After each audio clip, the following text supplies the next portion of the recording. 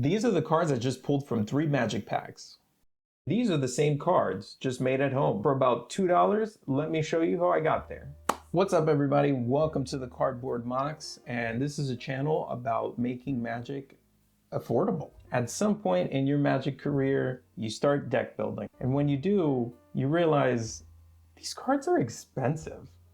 My goal is for you to play the decks that you want to play with your friends without having to stress about how much you spent on it. Before we get into this, I want to be upfront.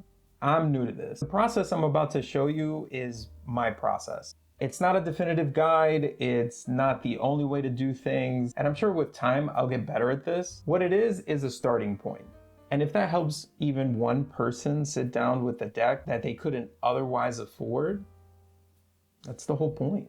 All right, so here's what we're doing today. We're pulling 3 magic packs, and whatever I pull, that's what we're gonna proxy. I'll be importing them into Moxfield to create a deck list and then exporting that deck list to Proxied. This channel is about casual play. Kitchen table commander, kitchen table standard. These proxies are not meant to deceive anybody. Always respect the bracket that you're playing in. Be transparent about what it is that you're playing. And that's the spirit of the Cardboard Mox. All right, let's open some packs. We're opening 3 play boosters from Magic the Gathering's Teenage Mutant Ninja Turtle set, pricing out every single card I pulled, and then at the end, I'm gonna show you what it would cost to just proxy the whole haul instead. Before we get into pulls, I want to talk about this set for a second because I think it's genuinely one of the most interesting Universes Beyond releases that they've done. And if you're not familiar, Universes Beyond is Wizards of the Coast crossover line. It's an outside IP, but it's brought into Magic. People have had mixed reviews on it. The Teenage Mutant Ninja Turtle set just kind of makes sense to me. The art is incredible and the flavor text actually feels like it's something from the series. And honestly, if you handed one of these cards to someone who has never played Magic a day in their life, I think they'd still appreciate what they're looking at. I also want to get something clear. I'm not anti-buying cards. I like opening packs. There's always something genuinely fun about not knowing what exactly you're gonna get. And when a set has art this good, it's hard not to want to crack a few. I also enjoy building decks the traditional way when I can afford to. But here's my reality. I play casually. Kitchen, tabletop, commander with my friends on a Friday night. Nobody at my table is tracking the meta. Nobody cares if my cards are real or if I printed them at home. We're there to have fun. So when I look at a dream deck that costs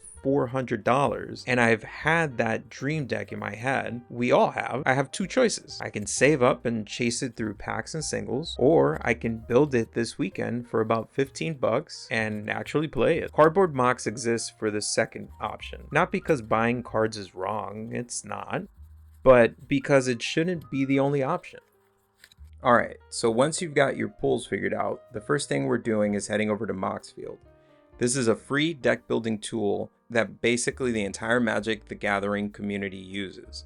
And for our purposes, it's the cleanest way to build out your card list before we go to print. I'm going to create a new deck and start adding the cards I just pulled.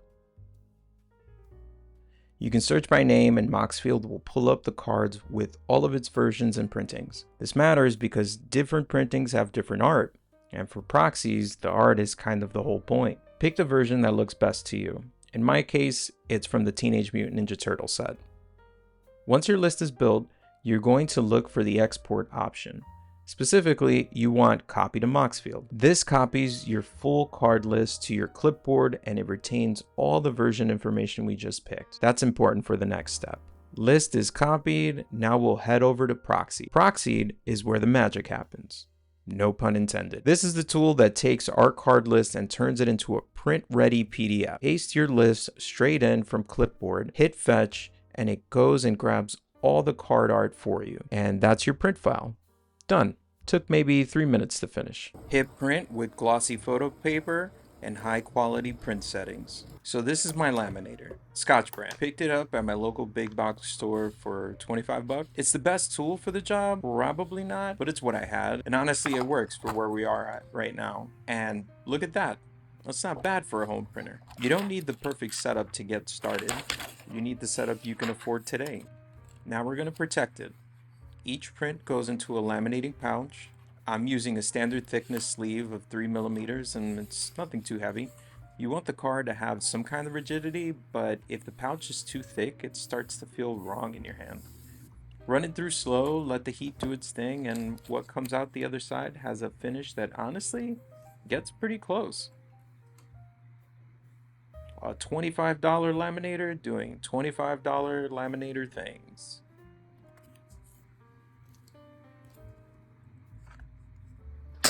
Now we'll cut.